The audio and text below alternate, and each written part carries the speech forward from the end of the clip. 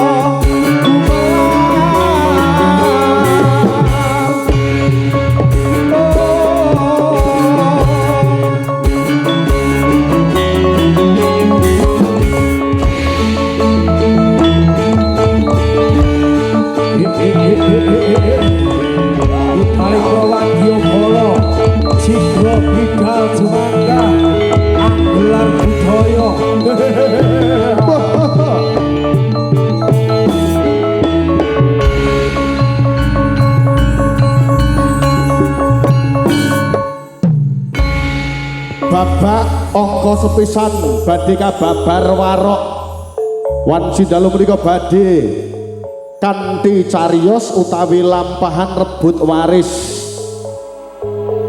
cinarios jroning padepokan Gunung Sari mapan sawijining Sang Kyai Gung kang asma Kyai Sarayuda anggadhahi kekaling putra kang nami Sento Tuwin Gentro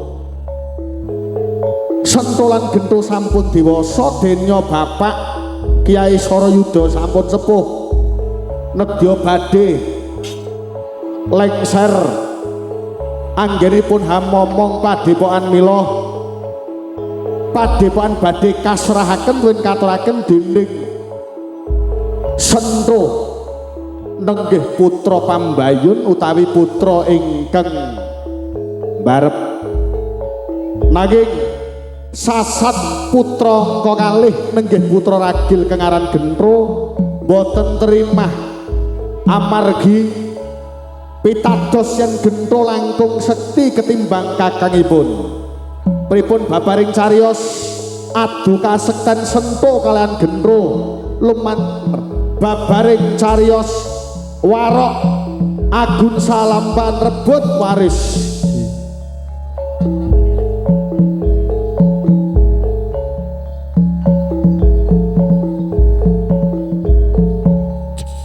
Bapak kula ingkang sowan Bapak iya nggih boleh kados-kados sampun wancinipun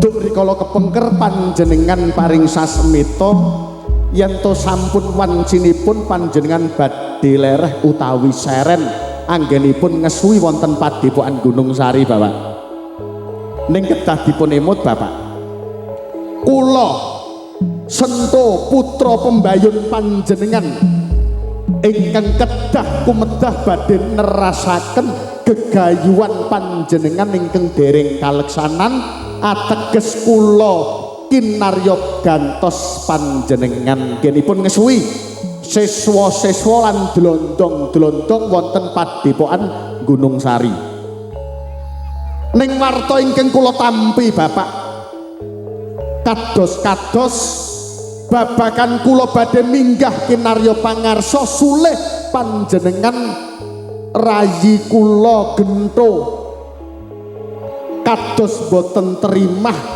yen to kula ingkang ngesuwi padepokan Gunung Sari mriki mila Bapak mangsa borong anggenipun panjenengan ngreka daya pin budidaya ngereh-reh adi kula nggih putra ragil panjenengan kang aran Gentro supados mangke saged nderek dawuh panjenengan boten balela ateges saged nderek punapa ingkang keparing dados kersane Bapak mriyo kados pripun Bapak ngene le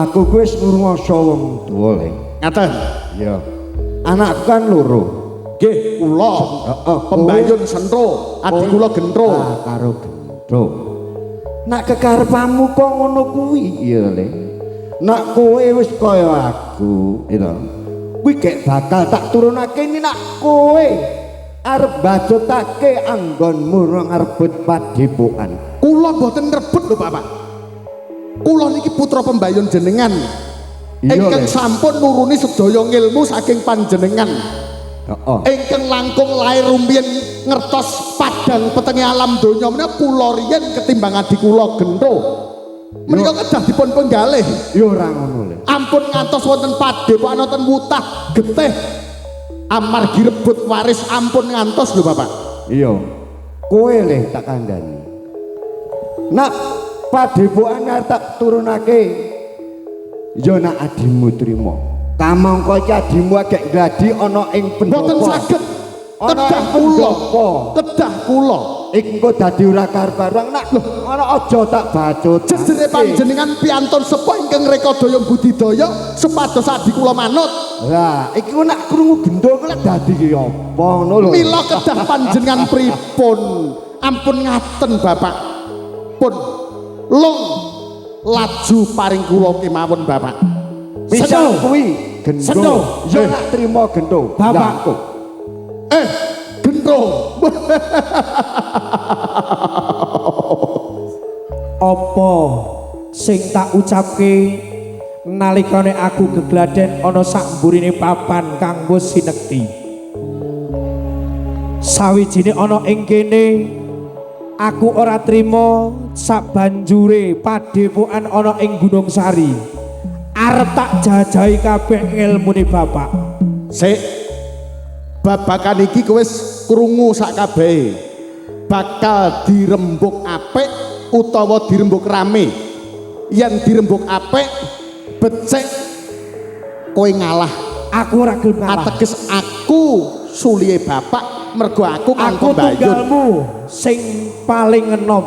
Loh, mula kowe durung bapakku piye? pantes. Aja padudon, aja do padudon. Sekedap bapak. Ngene Gento. Yen to satemah kowe bakal dadi pangarsa ing Gunung Sari. Banjur kasekten apa kang bakal mbok unggulake? Aku ana ing sawijining gunung gedhe kang duwe aran para siswa-siswa lan ingon-ingonku Lah ana kan ing glondong separone nggon aku lho. nanging ilmune bapak arep tak tampa kabeh. Duwe apa? Sadurunge kowe ngetokake apa kang mbok duweni aku. Wes nurunake ngilmune bapak kang aran Wahyu Dwi Denawa. Buktekno sing jenenge Wahyu Dwi Denawa kuwi kaya ngapa?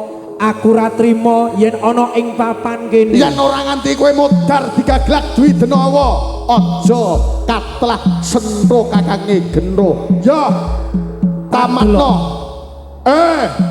Dwi Denawa, cancut maju, maju Dwi Denawa.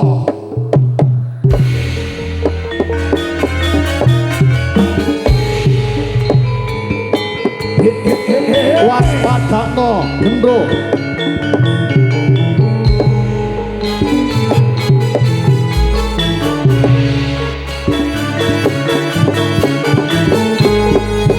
Ora sudi, ora wedi, ora gigrek. Najan loro ingon-ingonmu. Deloken kaya ngapa? Ora sudi yen ilmu Gaglak Gento.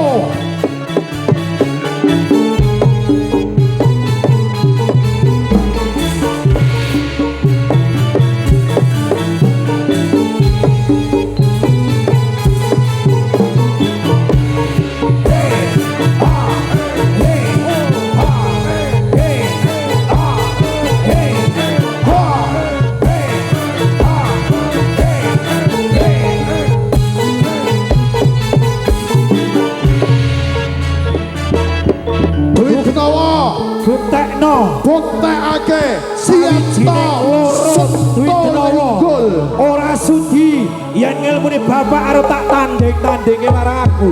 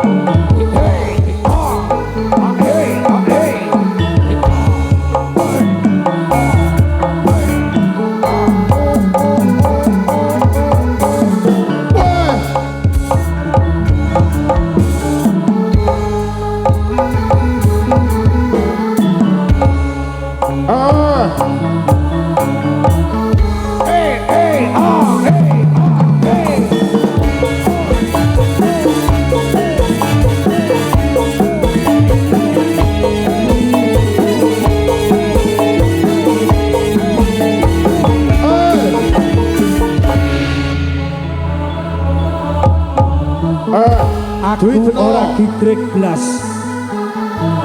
Najan gini ring mrene sing tak delok para raksasa sing aran Dwi Denawa. apa kowe ora gigrek? Ora gigrek blas sendro. Aku wis nuruni ilmune bapak Dwi Denawa, banjur kowe duwe apa? Aku para kang krakra sakti kang sawijine ana ing gunung gedhe. Ana sawijine kang singa barong. Tak idak kang ngalang-alangi aku. Kaya ngapa? Buktekke cok.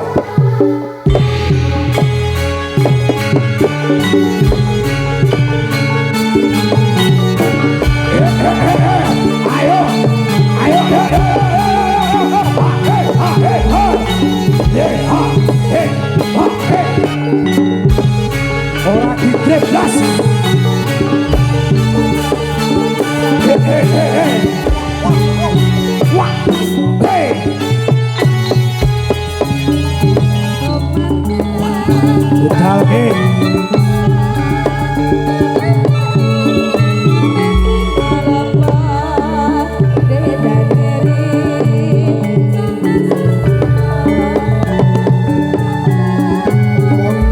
Monta samilo mempat hanya dekat sampai anak eman samula satu bangsa bangsa Sulaya ora wedi yen sliramu ora wedi sawijining ana ing kene mung ketek-ketek cilik wajane iki ngene-ngene ketek-ketek cilik kor dadi gagilakan pisan ora iso aku ini tak bangun banjur apa kang mbok andelke mung ketek-ketek cilik para ketek-ketek jikono kang ingone-ingone dhewe ana ing gunung gedhe arek rene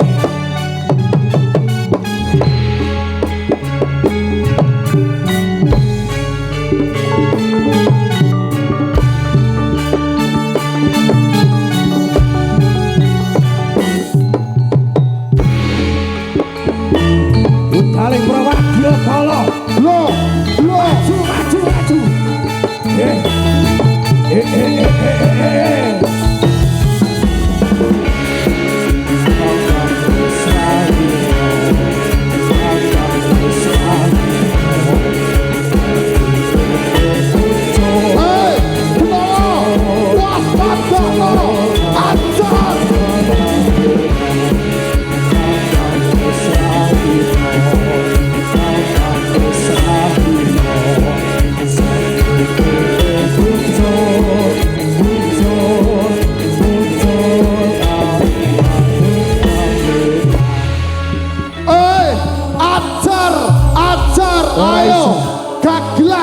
sawijining ana ing papan kene pokoke ditekni kang denawa loro kuwi aja nyepelekke ilmune bapak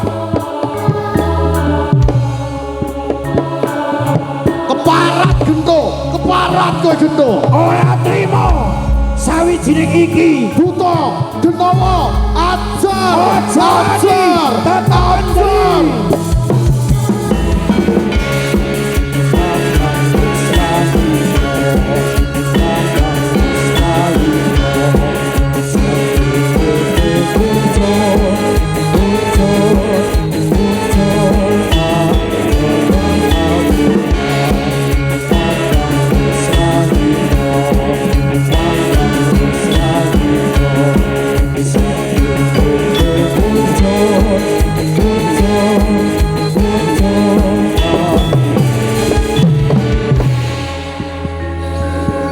sawijining ana ing kene diteruske ora terus yen mung ketek cilik kalawan ingon-ingonmu ora digrek kowe durung ngerti yen to aku go duwe saperangan dlondong sesuwane bapak kang mesti wae melu marang aku sawijining swara siswa-siswamu sawijining kang pernah siswa-siswaku ana palagan kene mau aku ngrungokke aku ning parap tetep do bali ning papanmu bali ning papanmu Singo Barong bali ning gunung gedhe aja rene yen durung tak panggil aku ora arep kalah yen sawijining para siswa-siswaku babat pokoke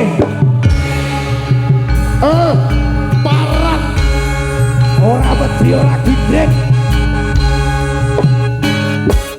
apa kowe ora ngerti gento yen to aku duwe siswa sawijining ana ing papan kene aku ora wedi kang ingon-ingonku ana ing gunung gedhe tak tokke kabeh aku duwe siswa-siswa dlondong kang bakal ngasorake tumrap kowe ya pengen ngerti dlondonge Sento tak delok kaya apa dlondonge Sento maju siji ayo mara gage dlondonge Sento maju para siswa-siswaku anggone gegladen ana ing papan kene sampun siaga napa dereng sampun siaga napa dereng Ragadaya maragake Ragadaya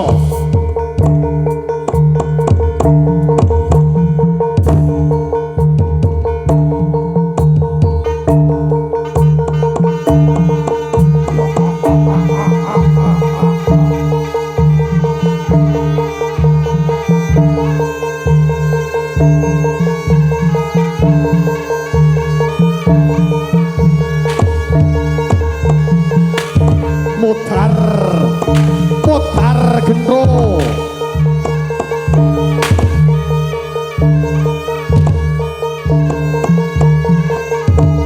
sebelah dase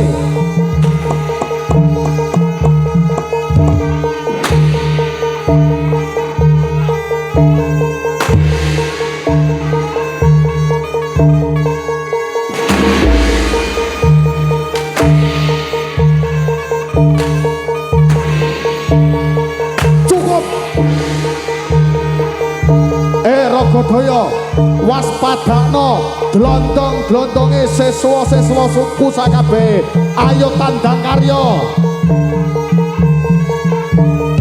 para siswa-siswaku anggone gegladen ana ing papan kene sampun siaga napa dereng sampun siaga napa dereng budal keso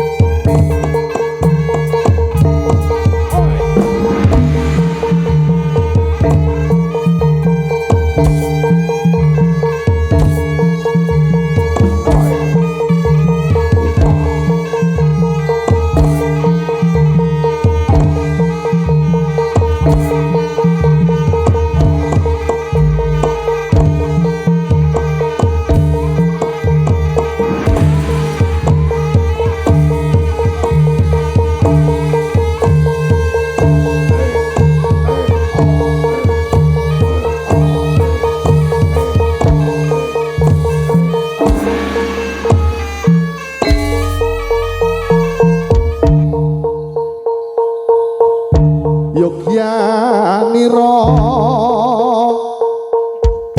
kang para prajurit lamun bisa sira hanulada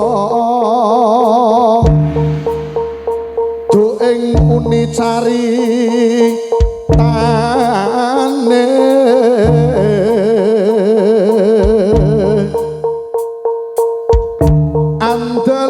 Sang Prabu Sasra Bahu ing Mesmati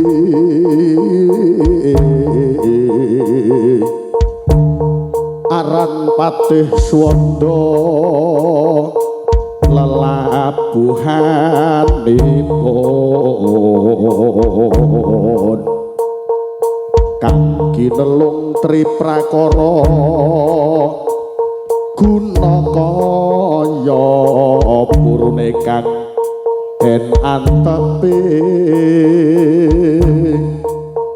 nuhun nitrahu tomo tandang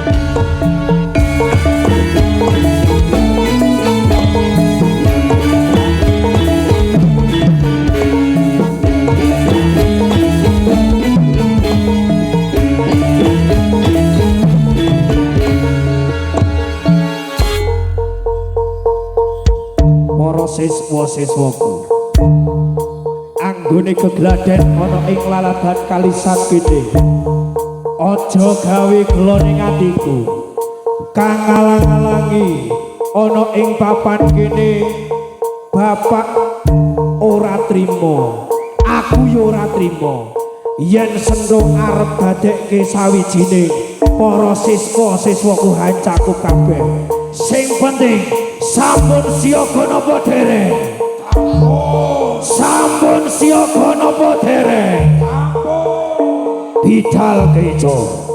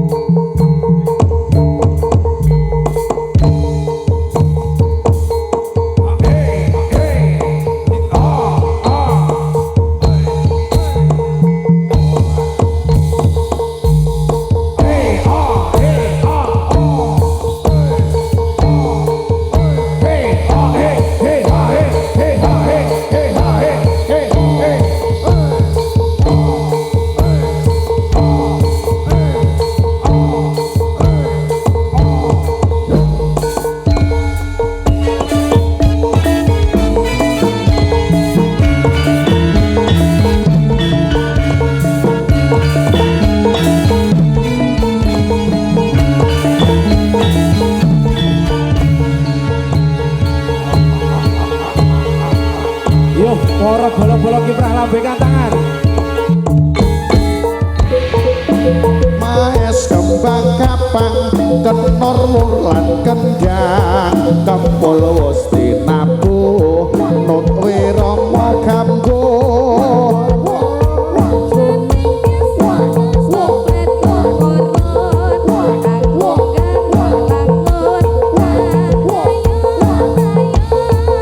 kemrisi ing krepya sampur kang sinobla ring andan-andan nyongklang beksa kepan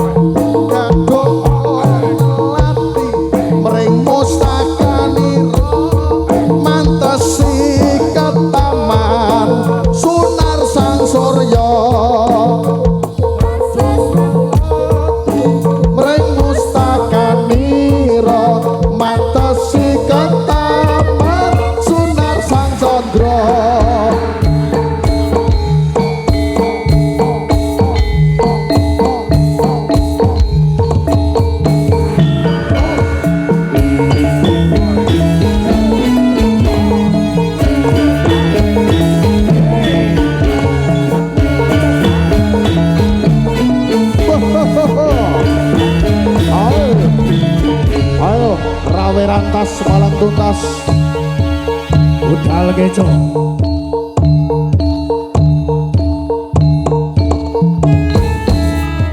zaman wis akhir zaman wis akhir bumine goyang akale cungkir nakarati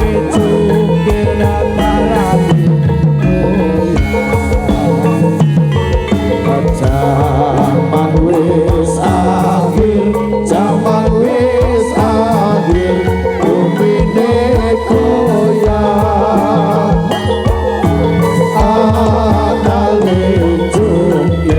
akale jungkir nagarane goyang zaman wis akhir langit memana atine kafir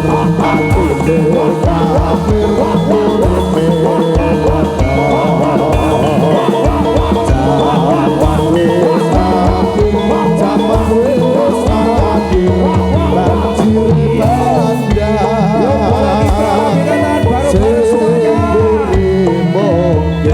seguri mungkir sing arep edan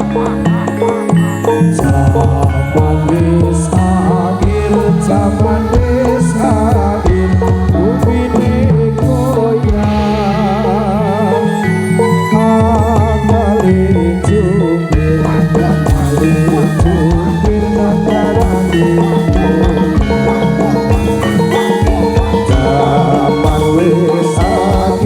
zaman wis akhir bumine goyang akale jungkir nagarane goyang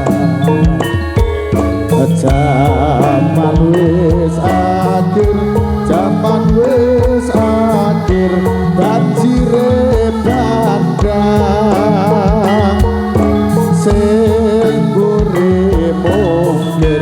sing gure mungkir sing arep edan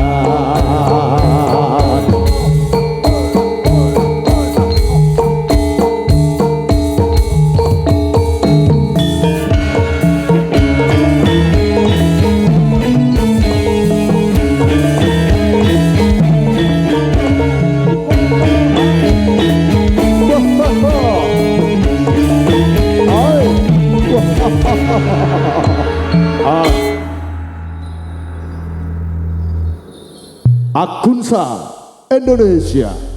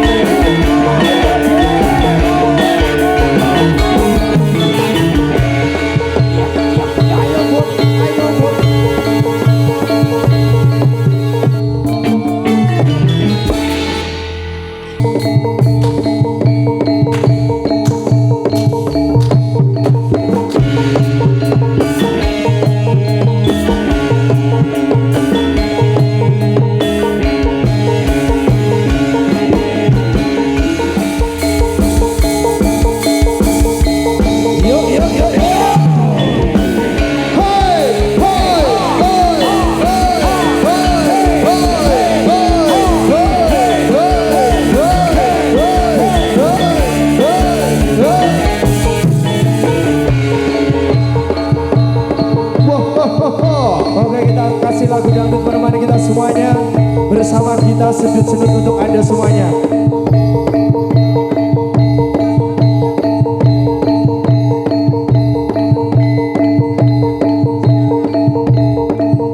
Bersama kita sudut-sudut untuk Anda semuanya.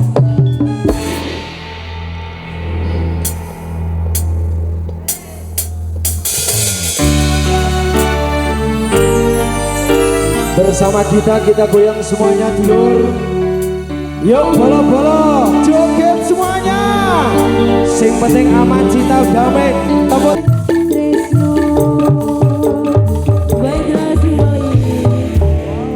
Tepuk tangan dulu untuk Kalisa.